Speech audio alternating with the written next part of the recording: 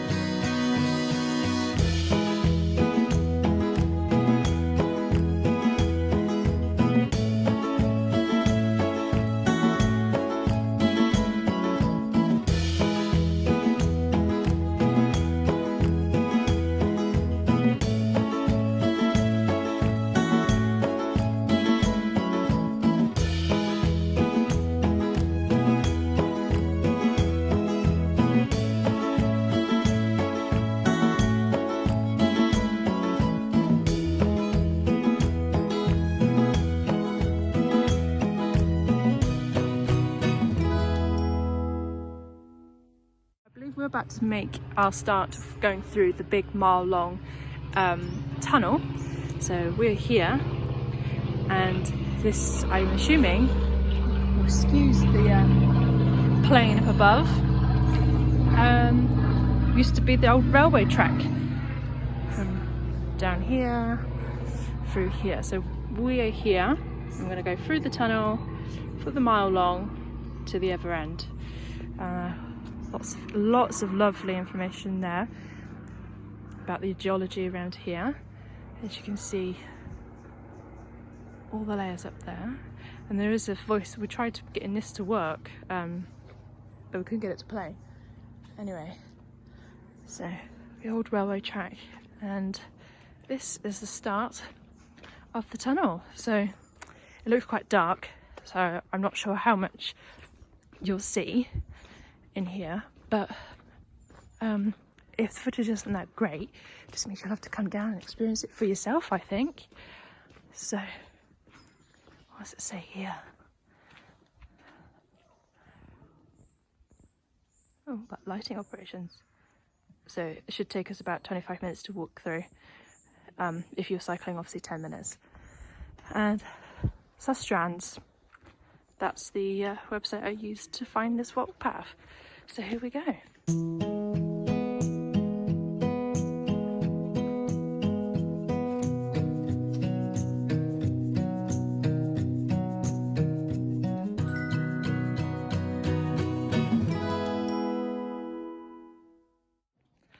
did have the camera facing me just then, but you couldn't see my face at all.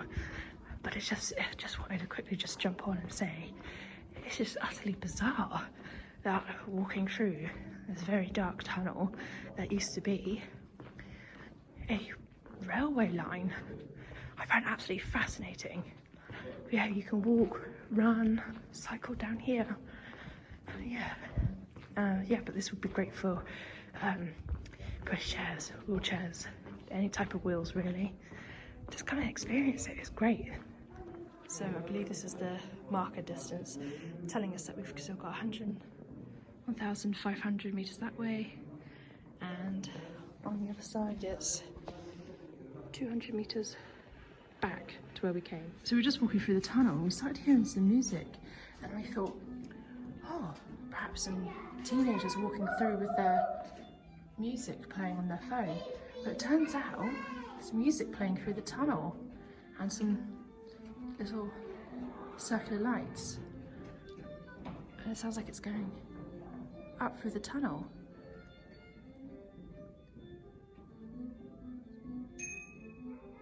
How nice is that?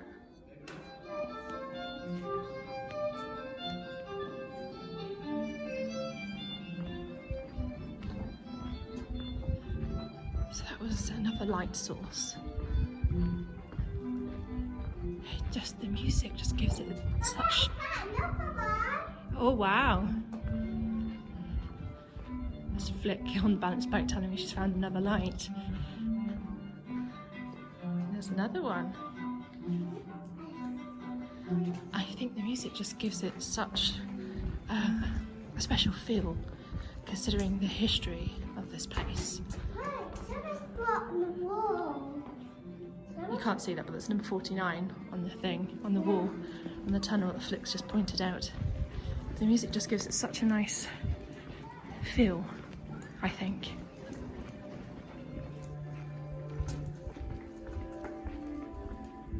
I know you're not going to be able to see much, but I just wanted you to have a listen to the music. Such beautiful music. You could just see Flick there on a balance bike shouting for Daddy. He's gone off ahead to the tunnel with Chris on his bike. Ethan on his bike, sorry.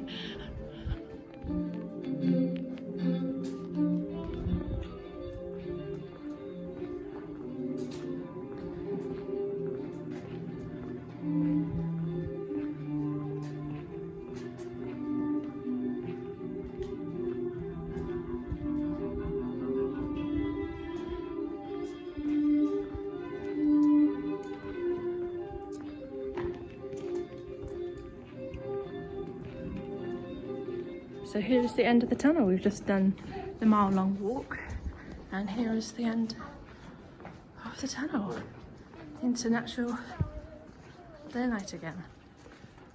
There we are. We just cycled all the way through, and we've got beautiful woodlands around us.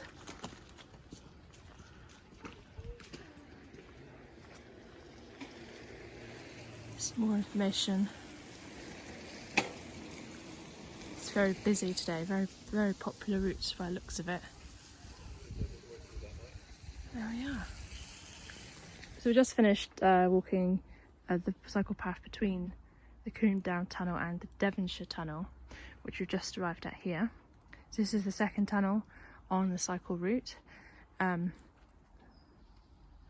this is the Devonshire Tunnel we're about to walk through, which is why the cycle route has its name of Two Tunnels Cycleway. I don't think it's as long. I don't know if there'll be music, but it looks dark again, so we'll see what this one is like.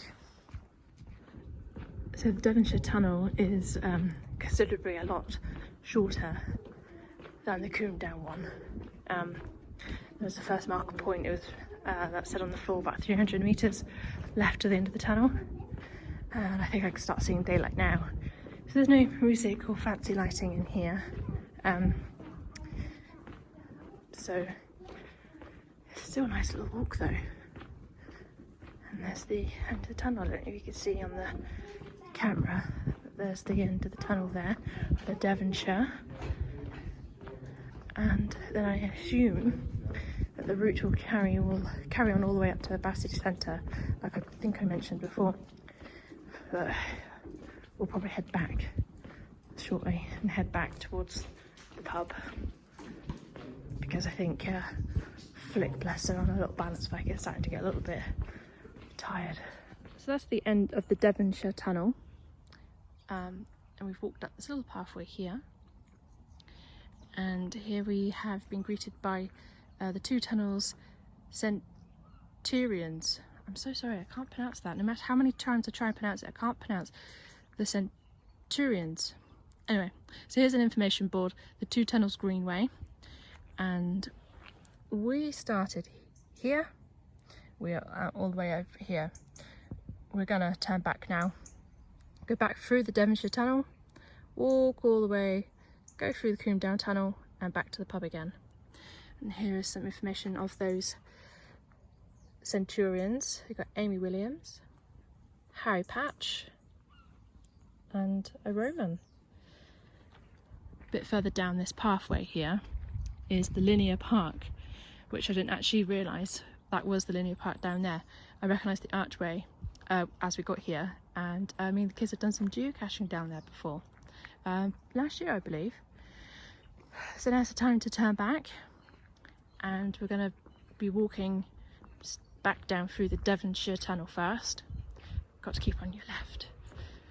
There's lots of cyclists today, which is great. It's good exercise, but something go really fast. Gosh. Ooh. I'm going to hopefully find a geocache on the way back towards the pub, so I want to drop off that tracker ball that you saw me get at Shearwater the other day. I think there's a few, but we'll see. We'll see if I can get one. So we're going to head back through the tunnels now, and there's a viaduct that we need to go over and back past Midford Castle as well. And then we're back at the Hope and Anchor pub.